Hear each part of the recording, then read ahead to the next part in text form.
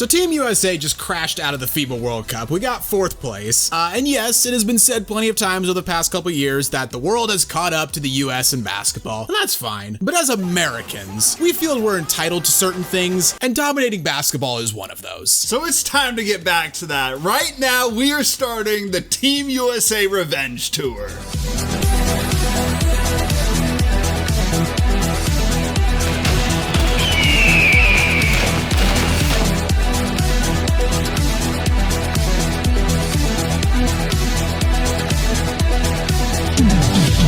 Before we start talking about Team USA, if you haven't already, make sure you leave this video a like, give us a subscribe, and hit that notification bell so you never miss out on one of our videos.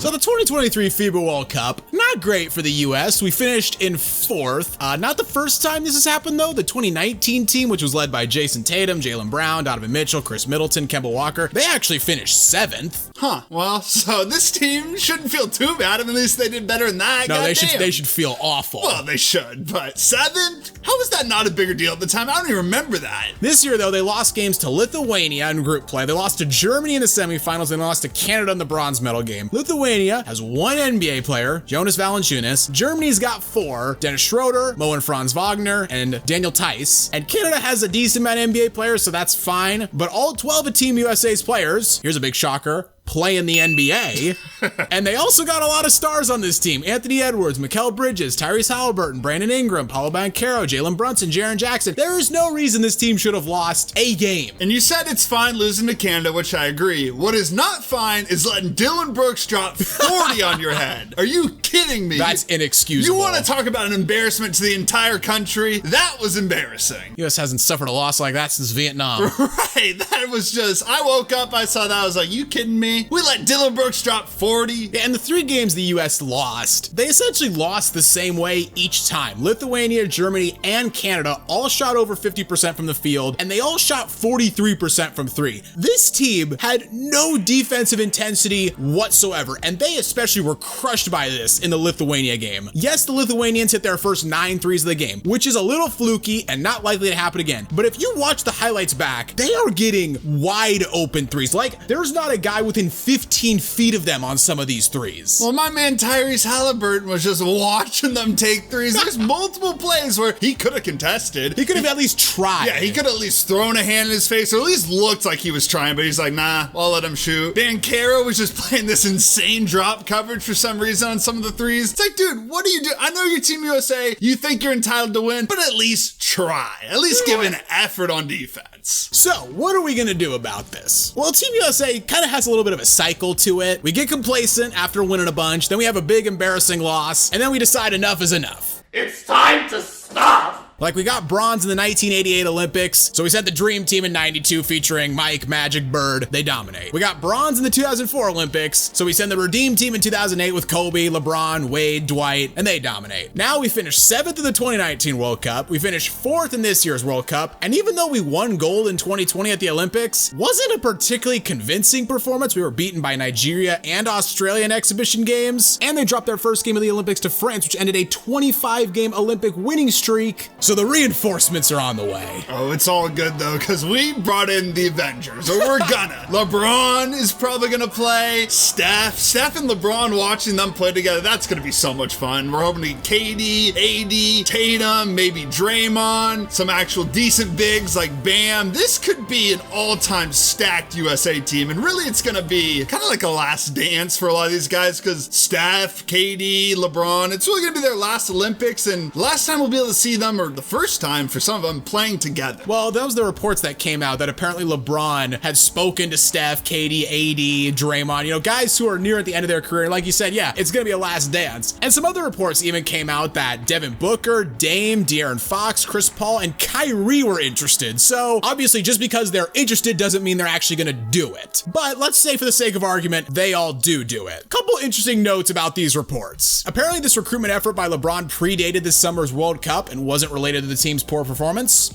Sure, LeBron and Chris Paul will both be 39 during next summer's Olympics, and they haven't played for Team USA since 2012. Anthony Davis hasn't competed in Olympics since 2012, back when he was at Kentucky, and Steph Curry has never played in an Olympics. Here's the thing, LeBron 100% is going to do it because this is going to be part of his little documentary, like end of career. You're so right. Scoring title, he's going to get his gold medal. I hadn't even considered that. Maybe he'll try to get a finals and everything. This is 100% going to be part of a documentary in 20 years, and I'll be all for it. Get the popcorn ready. I'm excited to watch it. So LeBron, I guarantee, does it, and I think LeBron's going. You can get Draymond to go, their friends. That gets Steph. KD shows up. I think they're going to be able to get everyone. Boy, I hope so. Seeing Steph and LeBron play together in a game that's not an all-star game, in a game that actually has some stakes, sign me up for that. That sounds fun. For some reason, I just feel like their chemistry is going to be off the charts too. Like LeBron's going to be driving, no look pass to Steph for three. Steph will just be throwing lobs to LeBron. It's going to be beautiful. I will say, these reports, it's the first time I've been hyped for Team USA in God knows how long. I didn't even watch the 2020 Olympics, to be honest.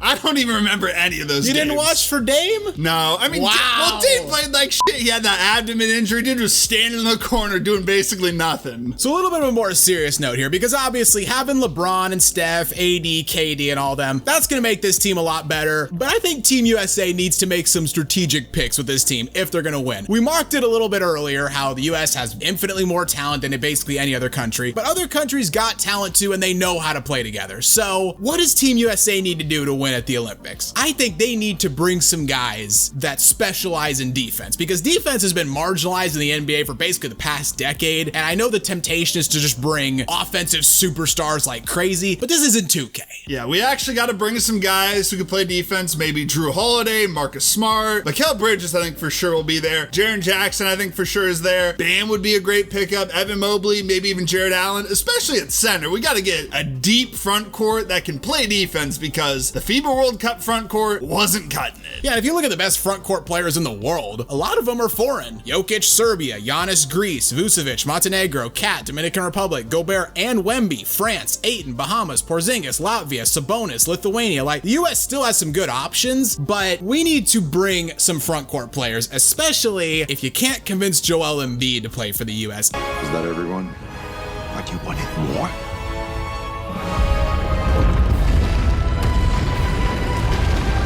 And this is a big X factor, because Embiid, he's got both American and French citizenship, but he's been non-committal about playing for either. If the US gets Embiid, it's over. If we get Embiid, imagine the starting lineup is Steph, KD, LeBron, Embiid, and then like Tatum. Nobody's beating that. No one's stopping that. No one can stop. It's got defense, shooting, passing, scoring. That literally has everything. If you don't get Embiid, though, like I said, you still got good options. You still got AD, you still got Bam, you still got Jaren Jackson. You got some options, but going up against Embiid, going up against Jokic, Giannis, that could be tough. Keep in mind, the US played France in the finals of the 2020 Olympics, and they only won that game by 5. So if the French had Embiid in that game, I mean, Embiid kind of chokes in big games, so maybe we would have won by more, but I don't know. I feel like Embiid would have helped the French's chances. I just want to see some real centers out there. Jaren Jackson was playing out of position. This dude, Steve Kerr, had Mikal Bridges running the 5. Let's see some actual dominant bigs. Yeah, in the US, I mean, they need some dominant bigs, because in this past World Cup, if they weren't shooting well from the perimeter, they had no other card to play. Like, they couldn't go into the post and get buckets in the post. They couldn't get to the basket efficiently and get layups. They couldn't get mid-range shots. Like, I get it, the three-pointer dominates modern basketball, but when it's not working, you need something else that you can rely on. Overall, I want Team USA to just send a message. We're getting LeBron, we're getting Steph, we're getting KD, we're getting AD. It's time to show the rest of the world we dominate basketball. We're coming for you.